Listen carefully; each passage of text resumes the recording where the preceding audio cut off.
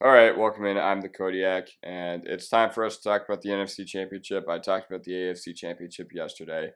As far as the game itself, we'll get to, but there's something we need to address immediately. I am just very frustrated with the fact that Lions fans seem to be okay with this loss because, yes, this team is clearly headed in the right direction. I believe in Dan Campbell, I believe in Brad Holmes, but this kind of loss has the potential to absolutely shatter a team and a core. Think about the core of Goff, Amon Ra, Gibbs, LaPorta. These guys are all very, very young, and this could weigh with them for a very long time. You know, we saw the Hard Knocks hype last year with Detroit, and ever since then, they've been America's team. They have a remarkably likable coach, a very much uber talented, up and coming roster, and society was craving good Lions football, which is something we truly have never even seen. Even with Stafford at the helm, like, yeah, they had a few years where they played pretty well, but ultimately this team hasn't consistently been good. But when you get that core of Goff, Amon Ra, LaPorta, Gibbs, and Hutch, and all those guys, it just screams to me that yes, this team is in the right direction, but this team has always been underwhelming. But this felt like classic Lions, and it's hard to make it this far in the NFL, but even harder to make it back. Sure, we can say, yeah, Lions will be back, but how can we be sure? Shanahan, Lynch, and Purdy aren't going anywhere. The NFC East absolutely self-destructed come playoff time, and Dak, for a large portion of the year, was the best quarterback in the league. Same with Hurts, and we were just very lucky that the Eagles had a lot of incompetent offensive staff. And the Vikings were playing great football and really starting to turn it up by the time Cousins tore his Achilles. And Green Bay looks very, very resurgent, and Jordan Love is the truth. Not to mention, Chicago is either adding Caleb Williams or they are going to get a historic haul, which is going to inject a boatload of talented players to that roster. Couple this with the fact that you're likely losing Ben Johnson, and I don't know if and when this team will be back, because this team is definitely not a lock to repeat as the NFC North champion, not even a little bit. You can never just assume you'll be back. Players and coaches leaving free agency or get better opportunities elsewhere in a higher position. You play against a first place schedule after winning your division, and then guys regress.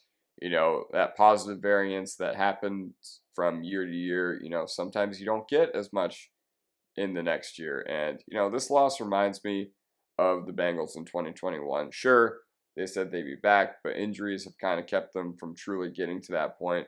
This also reminds me of Buffalo in 2020. They made the AFC Championship, but they've only gone backwards ever since and can't get out of their own way.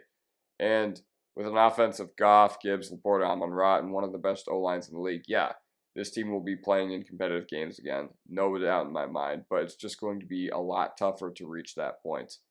But to be completely honest, onto the game, I don't really have a lot of issues with how Detroit was coached. Yes, it was frustrating watching them absolutely buckle and fold and everything in between, but this team was clearly ready for a fight. And I'm going to try to avoid hindsight with this one too, because Detroit, I know that there's been a lot of flack thrown Dan Campbell's way, and it's not necessarily undeserved, but I get the thought process and I get why he made the decisions he did, especially in the biggest game of the year. It seems like a lot of people have forgotten about that Detroit had one of the worst kicker situations in the league this year. If Josh Reynolds hauls in that ball on fourth down, which, I mean, not the easiest ball in the world, but still, if you're a pro, you got to haul that in. The fourth down calls weren't that bad, although bypassing, a 45-yard field goal to go up 3 scores is certainly worthy of some criticism, and it's valid.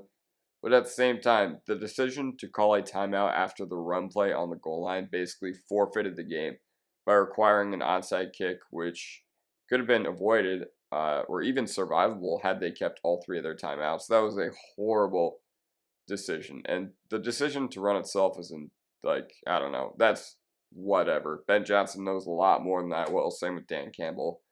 But not having another play ready and wasting a timeout that basically ended the game was just ridiculously horrible decision by Campbell. Calling a running play on third down and then not having the field goal team on the ready, so he had to blow a critical timeout, was also just not good. And your mentor was Sean Payton, a guy who in one of his press conferences this year after the Buffalo Monday night game said they practice wacky stuff like the team running onto the field as fast as humanly possible to kick field goals all the time.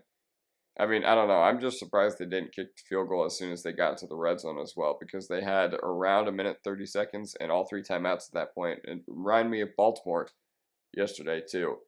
And the Lions didn't really gift the Niners the win, but they ultimately just ended up collapsing. The Lions played great for 30 minutes and horrible for 30 minutes, and same for San Francisco.